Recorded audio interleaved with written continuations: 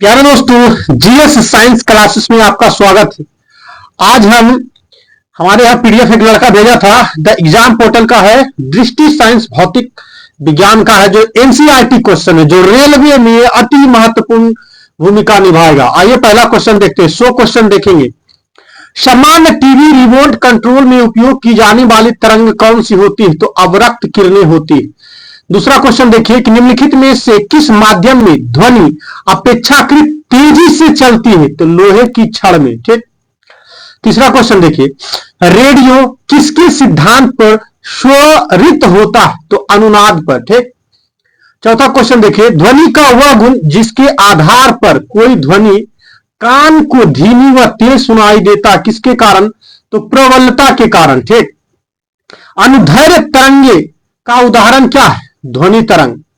छठा क्वेश्चन देखिए, किस हॉल में ध्वनि स्रोत को बंद कर देने पर भी ध्वनि एकदम बंद नहीं होता है, बल्कि परावर्तन के कारण कुछ समय तक सुनाई देता है? ऐसी घटना को क्या कहते हैं? तो अनुरण कहते हैं। ठीक। नरन कहते हैं। ठीक। मनुष्य बहुत ऊंची ध्वनि सहन नहीं कर सकता है। वह उच्चतम ध्वनि स्तर पर क्या है जो मनुष्य सहन कर सकता है? 80 डेसिबल तक के मनुष्य सुन सकता है। ठीक। इससे ऊपर नहीं सुन सकता, इससे ऊपर जानवर सुन सकता है, जैसे कुत्ता, बकरी, ये सब। 8वां क्वेश्चन देखिए, किसी एकल आवृत्ति की आवाज को क्या कहा जाता है? तो टोन कहा जाता है। वही पूछ दे कि इंडिया में फ्रीक्वेंसी कितना है? तो 50 हर्ट्ज है। ठीक। ये क्वेश्चन आपसे पूछेगा, पूछ देगा फ्रीक्वेंसी का यूनिट क्या है? 50 हर्ट्ज। आगे देखिए, हर्ट्ज है। ठीक। 9 क्वेश्चन नंबर देखिए, श्रव ध्वनि तरंगे मनुष्य किसके बीच की आवृत्ति वाली ध्वनि को सुन सकता है? तो 20,000 हर्ट्ज से 20,000 हर्ट्ज तक मनुष्य सुन सकता है। 10वां क्वेश्चन की बात करते हैं, तो टेलीविजन प्रसारण में श्रव्य संकेतों को प्रेषित करने के लिए प्रयुक्त तकनीक कौन होता है? तो आवृत्ति आरोपण होता है। ठीक। अगर आपका कंटेंट अच्छा लगे, चैनल को सब्सक्राइब करें ताकि आगे आने वाले वीडियो को नोटिफिकेशन मिले। पूरा अभी 3 महीना रेलवे का ही क्वेश्चन करवाएंगे, जो कि एनसीईआरटी संबंधी रहेगा। आगे देखिए, टेलीविजन तो हो ही गया था। यहां देखिए, ये क्या करा कि 20 हर्ट्ज से नीचे की ध्वनि तरंगों को क्या कहते हैं जो मनुष्य इसे नहीं सुन सकता? तो अब श्रव्य ध्वनि तरंगे नहीं सुन सकता है। ठीक। आगे देखिए, एल्युमिनियम में ध्वनि की चाल कितना मीटर प्रति सेकेंड हो सकता है? तो 6420 मीटर प्रति सेकेंड हो सकता है। 13वां क्वेश्चन देखिए, आर्द्र हवा में ध्वनि की चाल शुष्क हवा में उसकी चाल से होती है तो अधिक होती है। आगे देखिए, मनुष्य के लिए मानव ध्वनि स्तर कितना है? 60 डेसिमल तक के। 15वां क्वेश्चन देखिए, हाइड्रोजन में ध्वनि की चाल कितना मीटर प्रति सेकेंड है? तो 1284 मीटर प्रति सेकेंड है। 10 डेसिमल का रब का प्रबलता स्तर संगत होता है यंत्र कर खाने के शोर से। ठीक। आगे देखिए, जब सितारा और बांसुरी पर एक ही स्वर बजाया जाए तो उनसे उत्पन्न ध्वनि का भेद निम्नलिखित में किस अंतर के कारण किया जा सकता है? तो केवल ध्वनि गुणता के कारण। ठीक। 1 मैक से अधिक चाल को क्या कहा जाता है? तो सुपरसोनिक कहा जाता है। 19वां क्वेश्चन देखिए, एक जैव पद्धति जिसमें प्राश्रव्य ध्वनि का उपयोग किया जाता है उसको हम सोनोग्राफी कह सकते हैं। आगे देखिए, 20वां क्वेश्चन, शरीर में ट्यूमर का पता लगाने में तथा गठिया रोग में किस ध्वनि तरंग का उपयोग किया जाता है? तो पार्श्व ध्वनि तरंगे। 21वां क्वेश्चन देखिए, निम्नलिखित में कौन ध्वनि तरंग की विशेषता नहीं? तो आवृत्ति। 22वां क्वेश्चन देखिए, ध्वनि तरंग निम्नलिखित में से किस इसमें से होकर नहीं गुजरता? निर्वात में रखा हुआ लकड़ी या खोखला पाइप से होकर नहीं गुजरता। निम्न में से किस में 25 डिग्री सेल्सियस पर ध्वनि का वेग अधिकतम होगा? तो एल्युमिनियम का। 24वां क्वेश्चन, जाल, लोहा एवं नाइट्रोजन में ध्वनि के वेगों का आरोही क्रम क्या होगा? नाइट्रोजन, जल और लोहा होगा। ठीक। आगे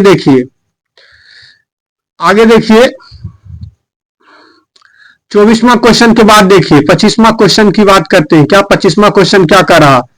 25वां क्वेश्चन कह रहा है कि दो उत्तरोत्तर श्रृंग अथवा दो उत्तरोत्तर गर्त के बीच की दूरी को क्या कहते हैं? तो तरंग दैर्घ्य कहते हैं। सोनार का पूरा नाम क्या है? तो साउंड नेविगेशन एंड रैंगिंग बोल सकते हैं। ठीक। 27वां क्वेश्चन देखिए, विश्व स्वास्थ्य संगठन के अनुसार एक नगर के लिए सुरक्षित ध्वनि प्रदूषण स्तर 45 डेसिबल होता है। 28वां क्वेश्चन की बात कर देखिए, स्पष्ट रूप से प्रतिध्वनि सुनने के लिए परावर्तित सतह और सुनने वाले के मध्य कम से कम दूरी जो हानि होना चाहिए उसे 16.5 मीटर कह सकते हैं। 29वां क्वेश्चन देखिए, डॉपलर प्रभाव को जॉन डॉपलर ने किस वर्ष प्रतिपादित किया था? तो 1842 में। 30वां क्वेश्चन देखिए, बड़े भवन या सिनेमा हॉल आदि के डिजाइन में ध्वनि के किसका उपयोग होता है? तो परावर्तन का उपयोग होता है। 31वां क्वेश्चन देखिए, किसी एकांक क्षेत्रफल से एक सेकंड में गुजरने वाली ध्वनि ऊर्जा को ध्वनि को क्या कहते हैं? तो तीव्रता कहते हैं। 32वां क्वेश्चन देखिए, जब ध्वनि तरंगे अपने मार्ग में किसी बाधा के किनारे पर मुड़ती है तो इस घटना को क्या कहते हैं? विवर्तन कहते हैं। वायु में ध्वनि तरंगे कैसी होती है? तो अनुदैर्घ्य होता है। अगर आपको कंटेंट अच्छा लगे चैनल को सब्सक्राइब करें। धन्यवाद।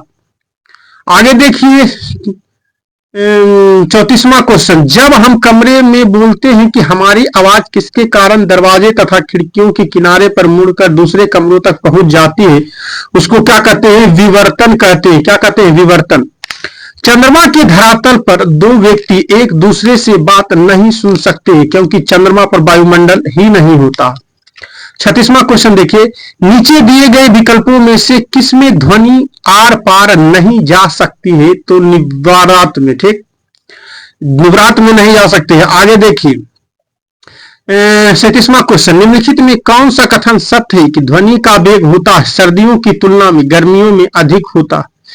जल आशुत में ध्वनि की चाल कितना मीटर प्रति सेकेंड होता है? तो 1498 होता है। निम्नलिखित में कौन प्राशब्द ध्वनि का उदाहरण नहीं है? ज्वालामुखी में। ध्वनि तरंगे में कौन सी घटना घटित नहीं हो सकती है? ध्रुवन में। ध्वनि किसके कारण उत्पन्न होती है? कंपन के कारण उत्पन्न होता है। वायु में प्रति डिग्री सेल्सियस ताप बढ़ने पर ध्वनि की चाल कितना मीटर प्रति सेकेंड से बढ़ जाती है? तो 0.61। यदि गैस का तापमान अचर रहे तो ध्वनि की चाल पर दाब परिवर्तन का कोई प्रभाव नहीं पड़ता। यह प्रभाव किसका होता है? दाब का प्रभाव होता है। 44वां क्वेश्चन देखिए, लोहे में ध्वनि की चाल कितना मीटर प्रति सेकंड होता है? तो 5130 होता है। 45वां क्वेश्चन देखिए, लगभग 20 डिग्री सेल्सियस के तापक्रम पर किस माध्यम में ध्वनि की गति अधिकतम रहेगी? तो लोहे की।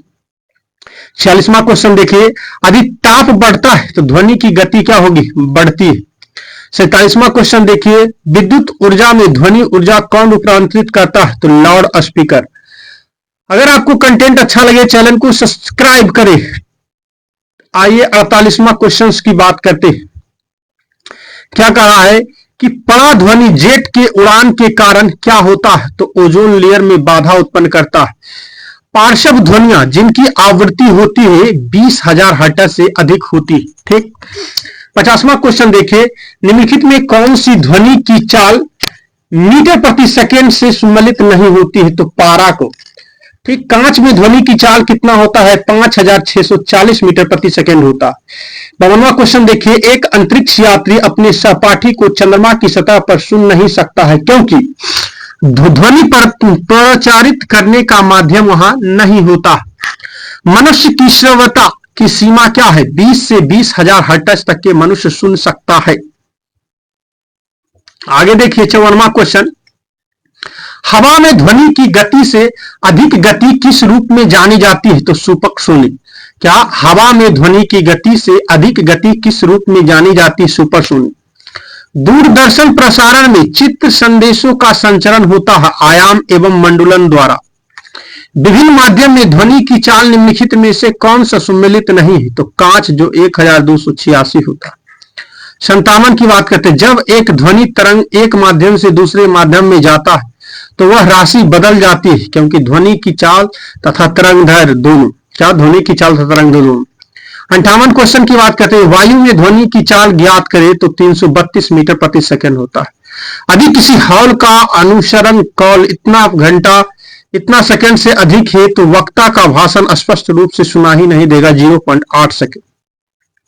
ध्वनि तरंगे क्या कहता है? ठोस तथा गैस दोनों माध्यम में चल सकता है ध्वनि तरंगे। ठीक, किसमें? ठोस तथा गैस दोनों माध्यम में चल सकती है। 61वां क्वेश्चन देखिए, प्रतिध्वनि सुनने के लिए श्रोता का प्रवर्तक सतह तक के बीच की न्यूनतम दूरी लगभग कितना मीटर होना चाहिए? तो 72.2 मीटर। प्रति सेकेंड इकाई क्षेत्र से गुजरने वाली ध्वनि ऊर्जा का मात्रा को क्या कहते हैं? तो इसको हम तीव्रता कहते हैं। क्या कहते हैं जी? तो तीव्रता कहते हैं। आगे आइए देखते हैं 62वां क्वेश्चन से देखते हैं क्या तीव्रता, इसको क्या कहते हैं? तीव्रता कहते हैं। कांच में ध्वनि की चाल कितना मीटर प्रति सेकेंड होता है? तो 5640 होता है। जब ध्वनि हवा के माध्यम से गुजरती है तो हवा का कण तरंग प्रसार की दिशा में कंपन करता है। कान पर ध्वनि का प्रभाव कितना सेकंड तक रहता है? तो 1/10 भाग तक रहता है। 66 क्वेश्चन की बात करते हैं, ध्वनि तरंगे होती तो कैसा होता है? यांत्रिक तरंगे होती है। 67वां की बात करते हैं, यदि दोनों तरंगे उस बिंदु पर एक ही काल में पहुंचते हैं तो वह ध्वनि की तीव्रता अधिकतम होता है। इससे क्या कहते हैं? तो असंतोषी व्यक्तीकरण कहते हैं। ध्वनि का त्वरत्व किस पर निर्भर करता है? तो आवृत्ति पर निर्भर करता है। जब दो समान आवृत्ति आयाम की दो ध्वनि तरंगे एक साथ किसी बिंदु पर पहुंचता है तो उस बिंदु पर ध्वनि ऊर्जा का वितरण होता है। इस ध्वनि को क्या कहते हैं? व्यतिकरण कहते हैं। कुत्ता एवं चमगादड़ कौन सी ध्वनि तरंगे को सुन सकते हैं? तो पार्श्व ध्वनि तरंगे। टोटल 100 क्वेश्चन करेंगे। अगर आपको कंटेंट अच्छा लग रहा है तो चैनल को जरूर सब्सक्राइब करें, आगे आने वाले वीडियो को आपको नोटिफिकेशन मिले। 71वां क्वेश्चन देखिए, अनुनाद के कारण किस वर्ष यूएस का टैकोमा पुल क्षतिग्रस्त हो गया? तो 1939 में। शिकार परभक्षियों या बाधाओं का पता लगाने के लिए चमगादड़ अथवा डॉल्फिन किस परिघटना का प्रयोग करता है? तो प्रतिध्वनि निर्धारण। 73वां क्वेश्चन देखिए, जब ध्वनि तरंगे एक माध्यम से दूसरे माध्यम में जाता है तो अपने पथ से विचलित हो जाता है। इसे ध्वनि को क्या कहते हैं? तो ध्वनि का अपवर्तन कहते हैं। एक पद्धति जिसमें पार्श्व ध्वनि का उपयोग किया जाता है उसे हम सोनोग्राफी कहते हैं। समुद्री जल में ध्वनि की गति होता है 1531 मीटर प्रति सेकेंड होता है। म्यूजिक कंसर्ट्स के लिए हॉल की दीवारों को ध्वनि का अवशोषण करना चाहिए। 77वां क्वेश्चन, किसके कारण ध्वनि दिन की अपेक्षा रात में अधिक दूर तक सुनाई पड़ती है? अपवर्तन के कारण। जल में ध्वनि की चाल कितना मीटर प्रति सेकंड होता है? 1483 होता है। पराध्वनि तरंगे की आवृत्ति कितनी होती है? 20 किलोहर्ट्ज से अधिक होता है। और रात के समय आवासीय क्षेत्रों में शोर का अनुमत स्तर क्या होता है? 45 डेसिमल होता है। 81वां क्वेश्चन देखिए, आर्द्र वायु में ध्वनि का वेग शुष्क वायु की तुलना में अधिक होता है क्योंकि आर्द्र वायु शुष्क वायु की तुलना में घनत्व कम होता है। जब दो लोग आपस में बात करते हैं तब कितने डेसिमल ध्वनि उत्पन्न होता है? लगभग 30 डेसिमल। ध्वनि तरंगे नहीं चल सकती है किसमें? निर्वात में। 84वां क्वेश्चन देखिए, निम्नलिखित में कौन सा अशब्द तरंग का उदाहरण नहीं है? तो सोनार। 85वां क्वेश्चन देखिए, जब समान आवृत्ति या आयाम की दो ध्वनि तरंगे एक साथ किसी बिंदु पर पहुंचती है तो उस बिंदु पर ध्वनि ऊर्जा पुनः वितरण हो जाता है। इस घटना को ध्वनि का व्यतिकरण कहते हैं। आगे देखिए इसको क्या कहते हैं? ध्वनि का व्यतिकरण कहते हैं। फिर से देख लेंगे 85वां क्वेश्चन जी। ठीक, नहीं तो हड़ैया नहीं देख लेते 86वां क्वेश्चन। ठीक, 86वां क्वेश्चन क्या कह रहा है? 86वां क्वेश्चन क्या कह रहा है कि किसी भी माध्यम में जैसे ही हम बढ़ते हैं तो ध्वनि की गति बढ़ जाती है। किसके कारण? तापमान के कारण। 87वां क्वेश्चन, निम्नलिखित पर ध्वनि तरंग भ्रमण करती है विभिन्न माध्यमों में भिन्न भिन्न गति पर। माध्यम के वेग की दिशा में ध्वनि की चाल क्या होती है? बढ़ जाती है। वायु में ध्वनि तरंगे होता है अनुदैर्घ्य होता है। विश्व स्वास्थ्य संगठन के अनुसार कितना डेसिमल की तीव्रता वाली ध्वनि मानव के लिए सबसे उपयुक्त होते है? तो 45। ध्वनि तरंग का आयाम किस पर निर्भर करता है? वस्तु के कंपन कराने के लिए प्रयुक्त बल पर। 92 की बात करते हैं, अल्ट्रासोनोग्राफी में कौन सी तरंग शरीर के किसी विशेष अंग में भेजा जाता है उसे पार्श्व ध्वनि तरंगे कहते हैं। जेट लड़ाकू विमानों द्वारा उत्पन्न किस तरंगे द्वारा इमारतों के शीशे चटका देते हैं? तो प्रतिघाती तरंग के कारण। 94 क्वेश्चन देखिए, निम्नलिखित में किसका वेग अधिकतम होता है? तो प्रकाश का। 95 देखिए, चमगादड़ अंधेरी रातों में उड़ सकते हैं और अपना शिकार भी कर सकते हैं, इसका कारण क्या है? वह पराध्वनि तरंग निकालता है और उन्हीं के द्वारा निर्देशित होते हैं। ध्वनि किसके संचरण कर सकती है? क्या ध्वनि किसके संचरण कर सकती है? तो सभी विकल्प सही। पढ़ाइए इसको। 97वां क्वेश्चन, जब किसी पिंड वायु में 1 मैक संख्या में से तेजी अर्थात पराध्वनि चाल से गति करती है तो वह अपने पीछे वायु का एक शंक्वाकार विक्षोभ पैदा कर जाता है। इस प्रकार के विक्षोभ को क्या कहते हैं? प्रधाती तरंग कहते हैं। 98वें क्वेश्चन की बात करते हैं, उष्मा के संचरण के किस विधि में पदार्थ के अणु एक स्थान से दूसरे स्थान तक स्वयं नहीं जाते हैं? तो चालन के द्वारा। ठीक, आगे देखिए आगे क्या कर रहा है। 99 क्वेश्चन, अगर कंटेंट अच्छा लगे चैनल को सब्सक्राइब करें। धन्यवाद। दाब बढ़ने से किसी द्रव का क्वथनांक क्या होगा? बढ़ेगा। फ्लाइट रिकॉर्ड को तकनीकी दृष्टि से क्या कहते हैं? तो ब्लैक बॉक्स कहते हैं। इसमें होता है कि अगर एकाएक फ्लाइट क्रैश कर रहा है तो वहां जो पायलट बैठा होता है वह ब्लैक बॉक्स में अपना बातें को रिकॉर्ड करके बता सकता है। अगर आपको कंटेंट अच्छा लगे चैनल को सब्सक्राइब करें। धन्यवाद।